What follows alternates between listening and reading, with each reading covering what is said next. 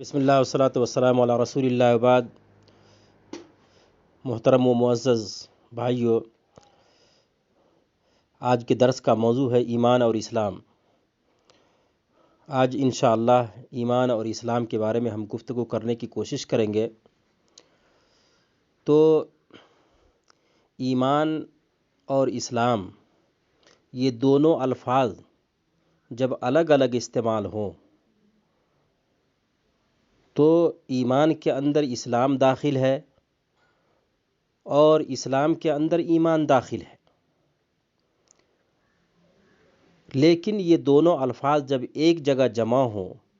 تو پھر ایسی صورت میں ان کے معنی کچھ اور ہوں گے۔ تو اور یہ ایسا اس لیے ہے کہ ایمان نام ہے دلوں کی تصدیق کا۔ الایمان تصدیق القلوب او تصدیق کل ما یتعلق بالاسلام من قول و عمل، یا ان تمام چیزوں کی تصدیق جن کا تعلق اسلام سے ہے، چاہے وہ قول ہو یا عمل ہو، ان تمام چیزوں کی تصدیق دل سے کرنے کا نام ایمان ہے۔ اور اسی طرح اسلام کہتے ہیں هو الانقیاد للہ والخضوع له بالتوحید والاخلاص له وطاعت اوامرہ وترک نواہیہ، یعنی اسلام کہتے ہیں اللہ کے لیے سر تسلیم خم کرنا اور ان کے لیے خشوع اور خضوع کرنا توحید کے ذریعے، اور جن چیزوں کا حکم دیا اللہ تبارک و تعالیٰ نے، یعنی جو ان کے اوامر ہے ان اوامر کی فرما برداری، اور جن چیزوں سے جو ہے اللہ تبارک و تعالیٰ نے روکا ہے ان چیزوں کو چھوڑنا ہے۔ جن چیزوں سے روکا ہے یا جن چیزوں سے دور رہنے کے لیے کہا ہے ان چیزوں کو چھوڑنا ہے، دور رہنا ہے۔ تو جو ہے کہ جب ان دونوں میں سے کسی ایک کا جب اطلاق اگر انفرادی طور پر اگر ہم کریں گے تو ایسی صورت میں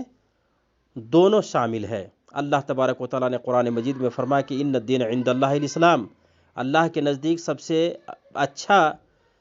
دین جو ہے اسلام ہے۔ یعنی اس کا مطلب یہ ہے کہ والایمان داخل فی ذالک، اس کے اندر ایمان بھی داخل ہے، لیکن یہ جب دونوں جمع ہو جائیں تو ایسی صورت میں اسلام کا مطلب ہوتا ہے ظاہری اعمال اور ایمان کا مطلب ہوگا باطنی اعمال۔ جیسا کہ حدیث جبرائیل کے اندر ہے، جب جبرائیل علیہ السلام نے اللہ کے رسول صلی اللہ علیہ وسلم سے اسلام اور ایمان کے بارے میں پوچھا تو اسلام کے بارے میں اللہ کے رسول صلی اللہ علیہ وسلم نے کہا کہ الشہادتین، اور اس کے بعد بھی فرمایا کہ نماز، روزہ، حج اور زکوٰۃ، یعنی ظاہری اعمال کا تذکرہ کیا۔ لیکن جب اللہ کے رسول صلی اللہ علیہ وسلم سے ایمان کے بارے میں جب دریافت کیا تو اللہ کے رسول صلی اللہ علیہ وسلم نے باطنی اعمال اور باطنی چیزوں کے بارے میں بتایا، کہا کہ الایمان ان تؤمن باللہ وملائکتہ وکتبہ ورسلہ والیوم الآخر والقدر خیرہ وشرہ، یعنی ایمان یہ ہے کہ تم اللہ پر ایمان لاؤ، فرشتوں پر ایمان لاؤ، اللہ کی کتابوں پر ایمان لاؤ اور اللہ کے رسولوں پر ایمان لاؤ، والیوم الآخر اور یوم آخرت پر ایمان لاؤ، اور تقدیر پر ایمان لاؤ،